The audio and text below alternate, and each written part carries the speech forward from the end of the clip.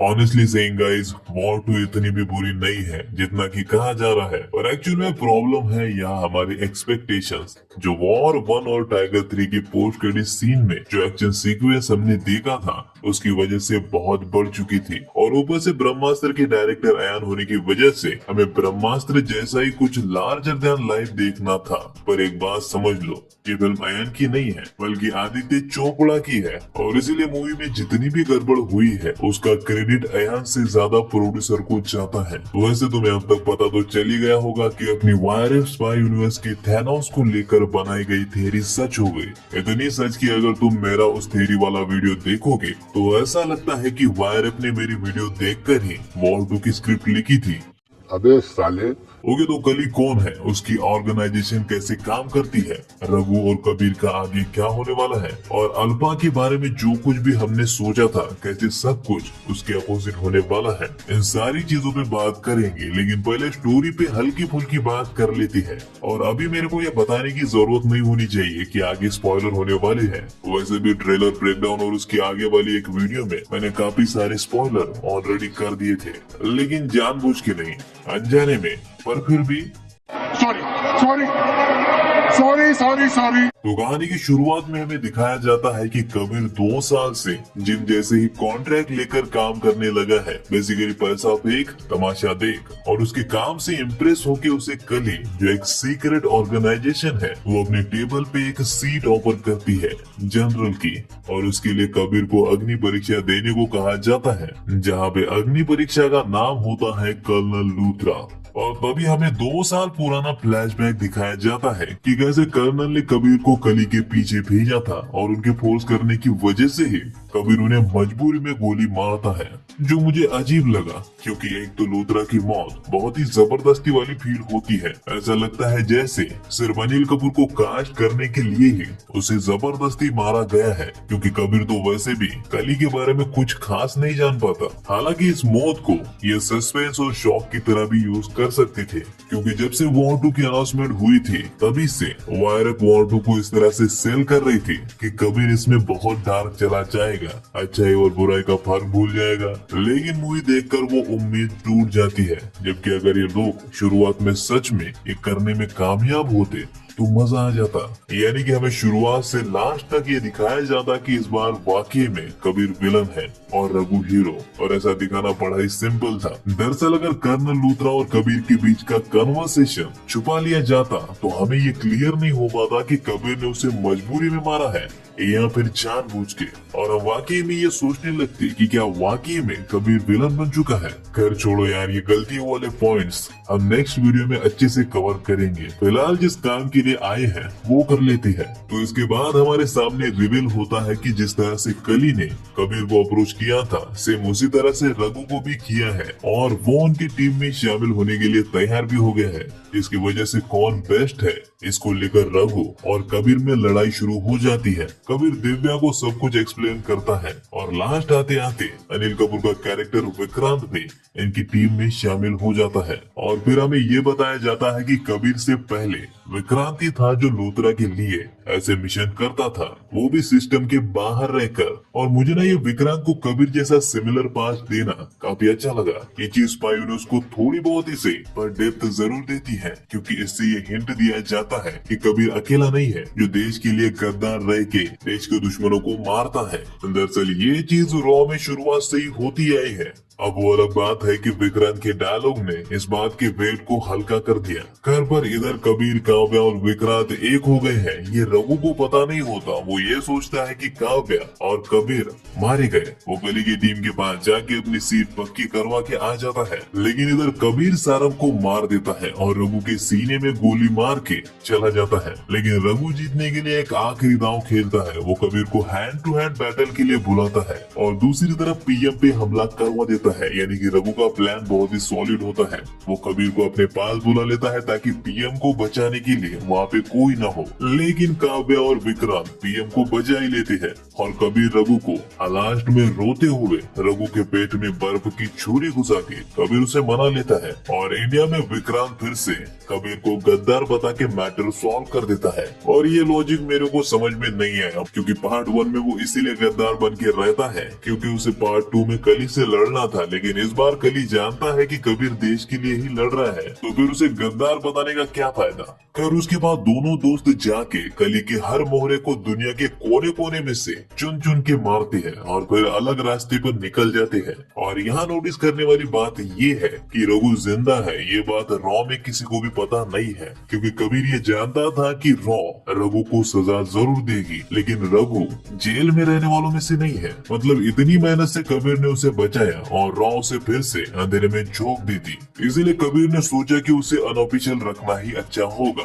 अब मैंने पहले भी ये कई बार कहा था कि RRR के बाद एनटीआर सिर्फ एक विलन के लिए वॉर 2 में नहीं आ सकते, और ये बात मूवी में साफ पता चलती है। वॉर 2 में ना सिर्फ एनटीआर के कैरेक्टर को कबीर के बराबर दिखाया गया है, बल्कि वो अब आगे भी दिखने वाला है। और मुझे इस बात से कोई हैरानी नहीं होगी अगर फ्यूचर में वायरस स्पाई यूनिवर्स में रघु पे भी एक सोलो मूवी आ जाए, और अगर नहीं भी आई तो वायरस स्पाई यूनिवर्स की दूसरी फिल्मों में वो आता जाता रहेगा, क्योंकि अब उसकी ऑफिशियल एंट्री स्पाई यूनिवर्स में हो गई है। वैसे जैसा मैंने शुरुआत में कहा था, कली को लेकर मेरी थ्योरी सच तो हो गई है, और मुझे ये बात बिल्कुल अच्छी नहीं लगी कि इन्होंने कबीर को फोर्सफुली कल्कि दिखाने की कोशिश की। मतलब इसमें कोई डाउट नहीं है कि आप इसमें कली और कल्कि का कॉन्सेप्ट यूज कर सकती हो, लेकिन मैं यहाँ पे बात कर रहा हूँ स्पून फीडिंग की। मतलब कि आपको सब कुछ बताने की जरूरत नहीं है। चलो आपने कली का नाम रख दिया, लेकिन बार बार डायलॉग से फोर्सफुली कबीर को कली बताने की जरूरत क्या थी? खास करके खुद कबीर के मुंह से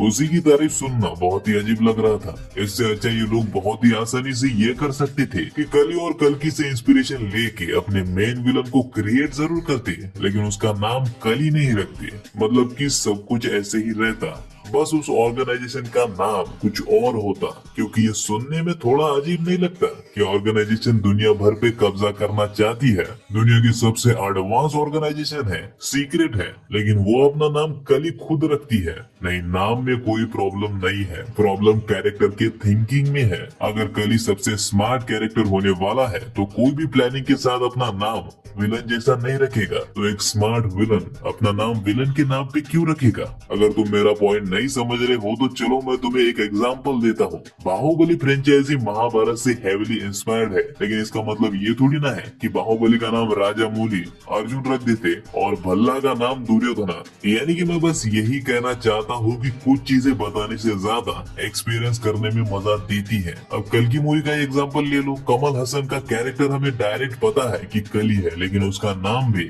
यास्किन रखा गया है।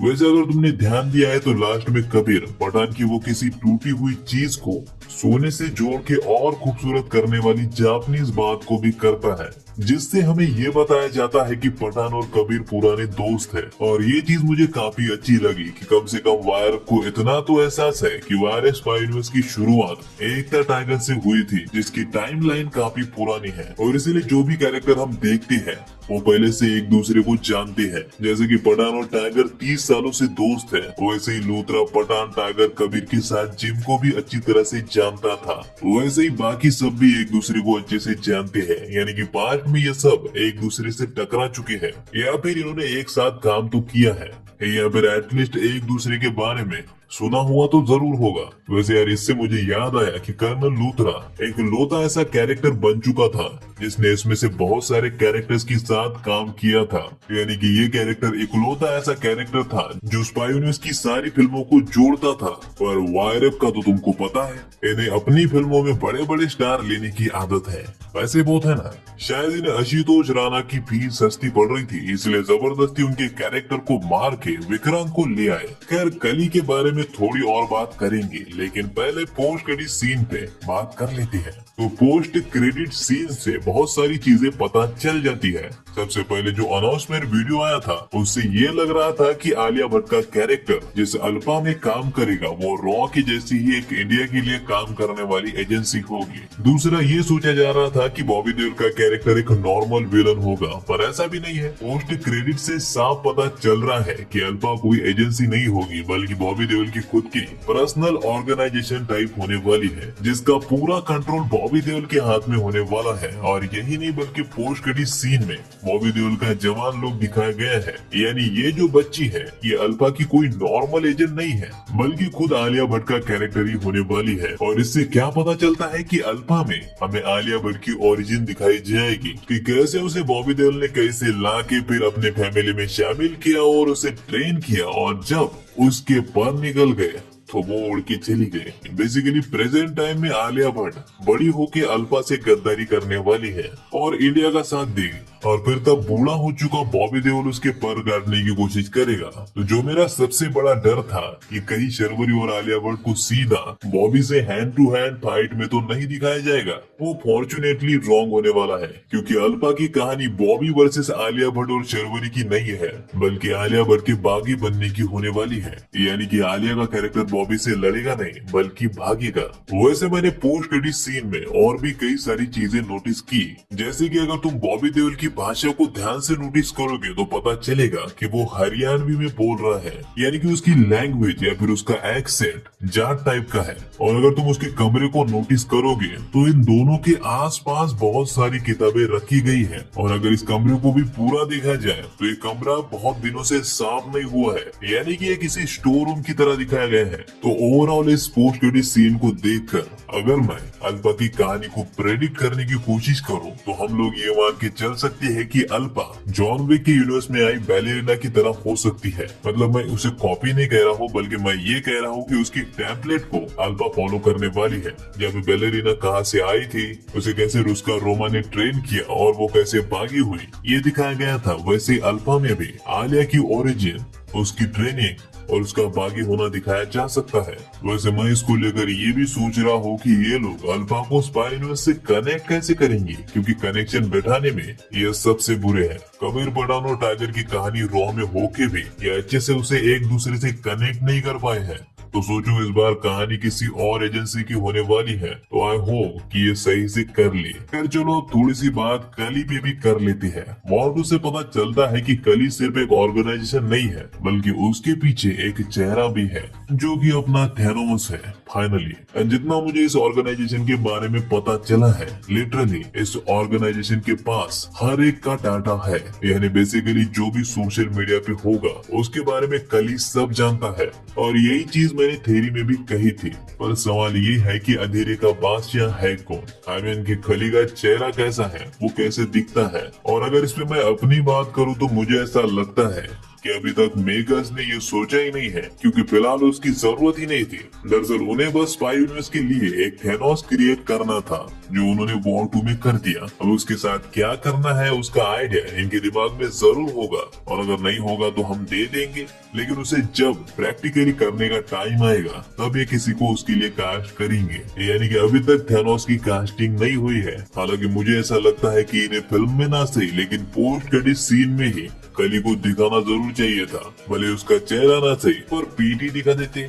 अरे उसे अंधेरे में ही बेटा दिखा देते, बस उसकी परछाई देख लेते हम लोग। और ऐसा नहीं है कि सिर्फ हमारे लिए, ये एक्चुअली में जरूरी भी था, क्योंकि कबीर और रघु ने उसके सभी मोहरे एक एक करके मार दिए। तो यार इतने बड़े कांड पे, यानी कली का जो पूरा प्लान था वो चौपट होने पे उसका रिएक्शन तो बनता था ना, जो कि ये आसानी से पोस्ट क्रेडिट सीन में डाल सकते थे। इससे ऑडियंस में मेन विलन को लेके हाइप भी बनी रहती, और इसके लिए किसी एक्टर को कास्ट करने की जरूरत भी नहीं थी, क्योंकि हम चेहरा तो दिखाई नहीं रहे थे। पर बात वही है, कौन इतना दिमाग लगाए। साला मैं इतने दूर की सोच रहा हूँ, लेकिन ये लोग तो पठान से आगे बढ़ना ही नहीं चाहते, क्योंकि प्रोड्यूसर को लगता है ऑडियंस तो चूतिया है, जो पठान की टेम्पलेट वाली किसी भी फिल्म को 1000 करोड़ पार करवा देगी। इनको इतनी सिंपल बात समझ में नहीं आती कि वॉर की अपनी एक अलग टोन थी, जिसके हिसाब से अगर फिल्म बनती तो पठान के रिकॉर्ड भी तोड़ दी थी। और हाँ, मैं फिर से क्लियर कर देता हूँ कि पठान मूवी ने 1000 करोड़ उसकी किसी पीटी टेम्पलेट की वजह से नहीं कमाए थे,